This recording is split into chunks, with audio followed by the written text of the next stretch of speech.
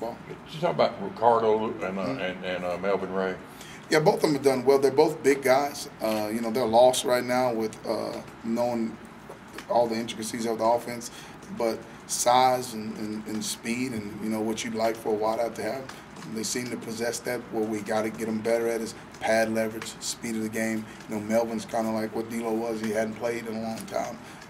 And then Ricardo, obviously, coming from high school to college, that transition's a lot tougher just because of the speed of the game. But it's a reason why Ricardo was recruited. I mean, he has the ability to look for now being able to put it all together and understand where he belongs in the offense is going to be huge. But I like what I've seen so far. We only, obviously been in full pads just today, but what we've seen so far, he's showed some flashes, and so has Melvin. But where can they help us on special teams?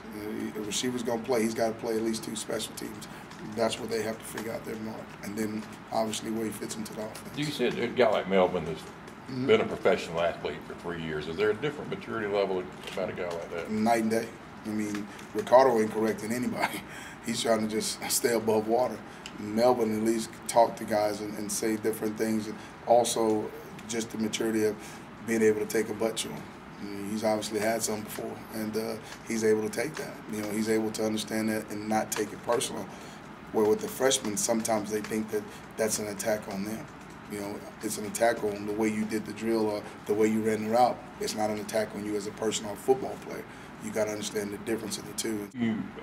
How many guys do you anticipate playing on September 1st? To be honest, as many as they'll allow me to, as far as trusting. And I had a freshman ask me that question. I told him, as many as I can trust. I really don't have a set number. Say we're gonna carry 8. We're gonna carry, because I told you they have to play 2 special teams. Unless you're a senior, you definitely have to be on 2 special teams. And so, where they help us in special teams may say whether they get on the bus or not.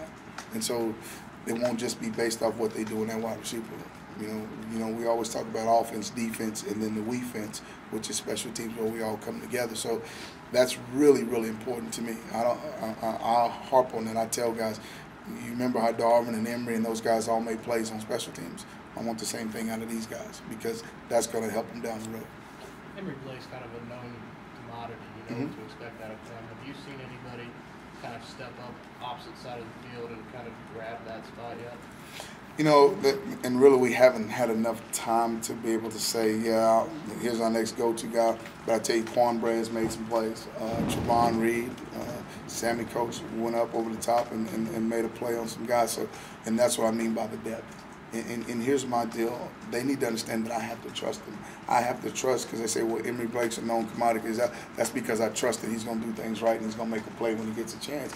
But when there's another guy that showed me in practice that he can do those same things or similar, and it's not a big drop-off when the Emory comes out and he comes in, then I'll have another guy to play. And now Emory's going to be fresher in the 4th quarter because now he didn't play 90 snaps. He only played 60.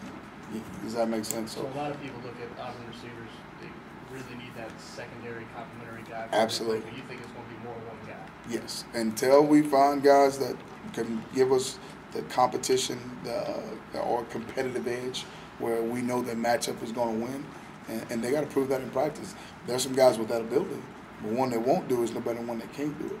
And so my job is to get more of them doing it. And I think just with what we've seen, and we'll know a lot more after this scrimmage, I think we have some guys in there that can do those things. So I'm really excited about it. I tell you, another guy that's moved in my room is Morgan, Anthony Morgan, and guys, he can fly. He can fly. That bubble screen's a whole lot different when you got speed on it. And he's a guy that I look to run some of those kind of things with that can help us win. How much has Trevon matured the last couple of years? Oh, bunch. Just in the weight room alone. Coach Yox, I tell him every day he's the MVP because people, saying how well Coach, he is started in the weight room. He's a different kind of kid. He came here like, 160, maybe 160 with rocks in his pocket, and now he's almost up to 190 pounds. And that's made a big difference in his blocking, in his confidence, in his health, staying healthy. I mean, he was so skinny you could have slid him under the door without opening it. Now you better open the door because he can run through it because he's bigger and stronger, and his confidence is there, even on his blocking. So that's what helps kids. That weight room. I mean, thank God for Coach Yox. I'm just telling you, he is a difference maker, the glue to this football team.